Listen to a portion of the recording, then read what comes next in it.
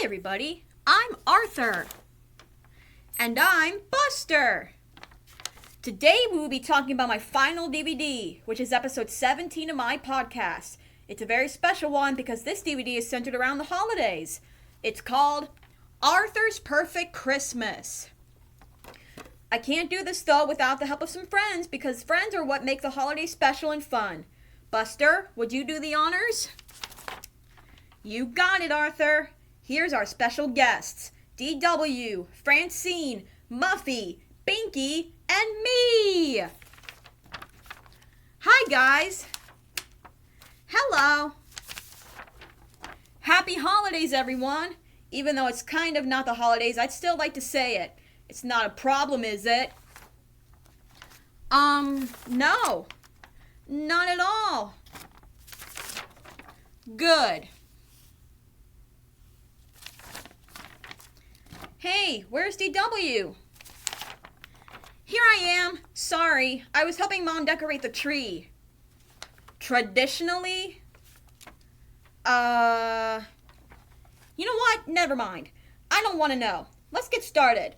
So this special starts out with everyone getting ready for the holidays. After the title was shown, I was playing the piano and telling the viewers that Christmas was in 3 days, and that this Christmas would be the best one ever.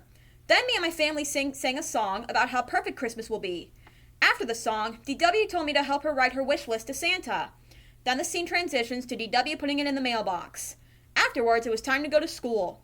When Mom turned on the radio, a song called Tina the Talking Tabby was heard. It was on top of my wish list. I'm sure it was. Anyway, after hearing that annoying song, the scene transitions to Muffy inviting Francine to a party. Except I couldn't go. I told her 1,000,000 times. I thought it was 28. You know what I mean. Sheesh. You see, the reason Francine couldn't go was because she was going to celebrate Hanukkah with her family. Don't you ever feel like you're talking to a wall? That's what I experienced with Muffy. Anyway, the scene transitions to George explaining St. Lucia Day to the class. He even had lutefisk for the class to pass around. Buster was the only one who liked them. They were delicious. Then Binky did his presentation on how he goes to a soup kitchen and feed homeless people. He then presented his own pecan pie. And it was delicious, right? Well, actually, Binky, to us except Buster, no. You forgot to shell the pecans. Oh, yeah. Anyway, after the presentations, Mr. Rappin assigned us homework. We had to write a 5-page essay describing what we did over the holidays. Then the scene transitions to me and Buster walking out of school. He looked tired because his mom woke him up at 6 in the morning. It wasn't even Christmas. It was December 23rd. You see, Buster's parents are divorced. Ever since that happened, Buster's mom had decided to wake him up early so that he wouldn't feel like he missed his dad. She worries that Buster won't have a good Christmas because of it. Exactly. Sometimes I wish Christmas wasn't such a big deal. Anyway, as we walked outside, Muffy reminded everyone about her party. Then the scene transitions to me and Mom shopping. I wanted to get Dad a Veganator, but they were sold out, so I got him the Olive Depitter instead. Then I just had to figure out what to give Mom. That's when I saw a glass bird. It was the same one I broke last summer.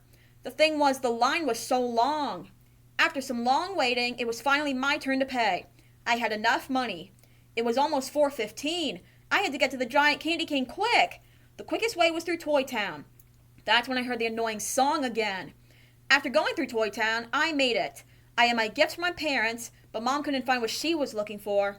The gift that DW wanted was sold out. As Mom was talking to DW, Dad surprised us with a video Christmas card from Uncle Fred.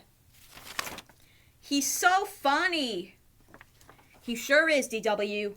Anyway, after watching the card, it was dinner time. Dad was thinking of doing something a little different for dinner this year. A dinner where people in Bethlehem ate when Jesus was born. Then the scene transitions to Buster's mom waking up Buster again. It still wasn't Christmas, though. Nope.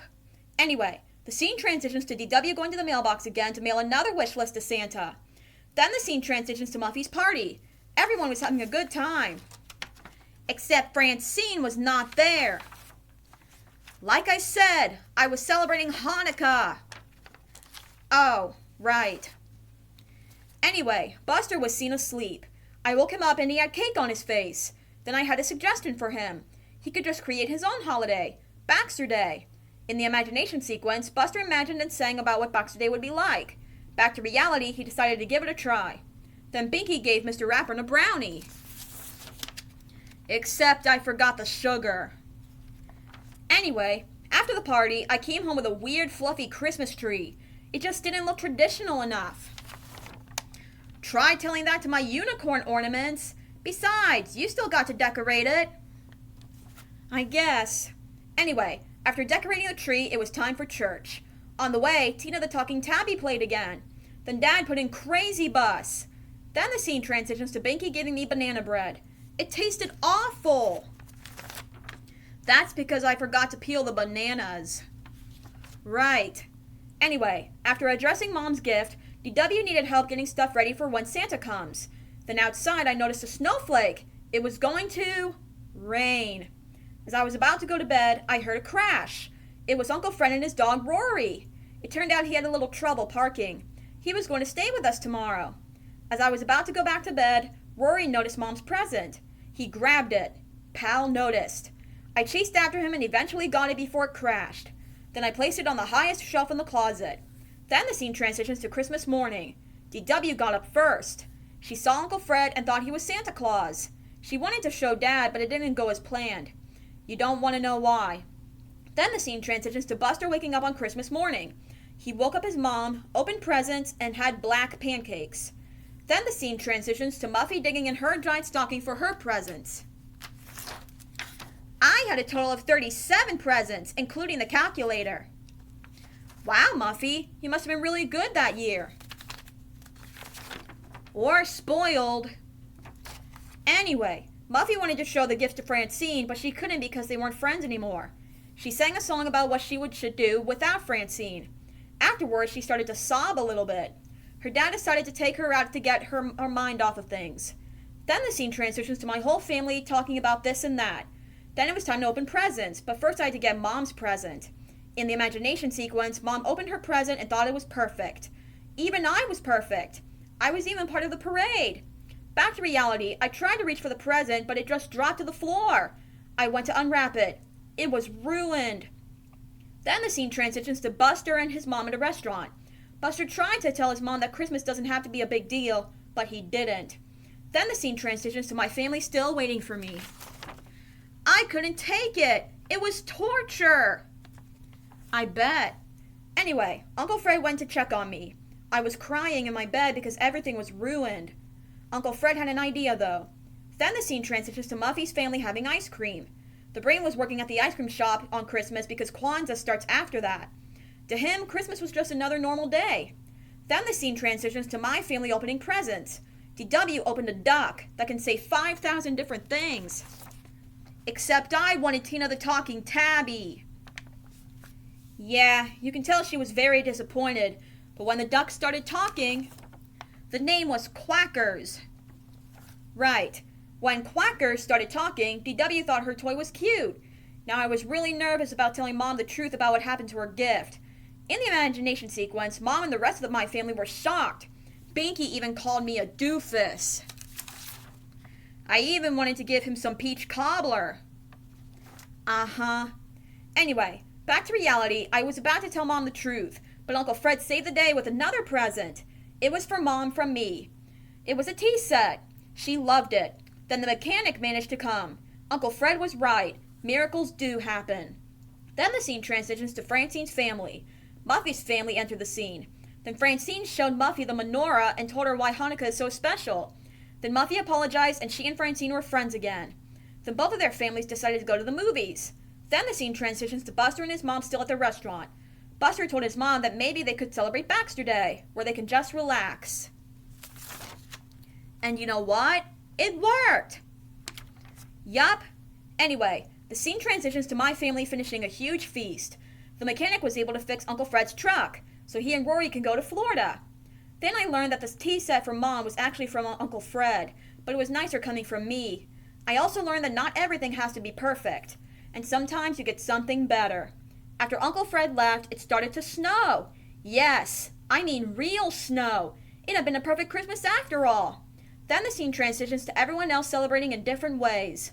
Then the scene transitions to DW telling me to come inside before I catch pneumonia. I told everyone to have happy holidays before I told DW to turn quackers off. And that's how the holiday special ends. Well, friends, thank you so much for coming on to this very special episode of my podcast. You're welcome, Arthur. Yeah. You're entirely welcome. Yes. Uh-huh. Now, if you'll excuse me, I'm off to wrap some presents. But DW, you're too... let her go. It's Christmas. I guess. Well, that's Arthur's Perfect Christmas. Now let's talk about this special as a whole. What did you think of Arthur's Perfect Christmas, Buster?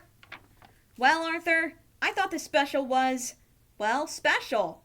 I mean, it involved the holidays, for goodness sake. Also, each character had a story to tell, which was really cool. Don't you mean cold? Oh, I see what you did there. You know, the holidays are fun no matter what. Amen. Yeah. Well, ladies and gentlemen, that's all the time we have for today. It's also the end of my podcast. But don't worry, you can find me wherever you want. Bye! Woo! Well, Buster, what a great way to end this podcast. Yeah, we were surrounded by great friends. Arthur, the mic is still on. Oops.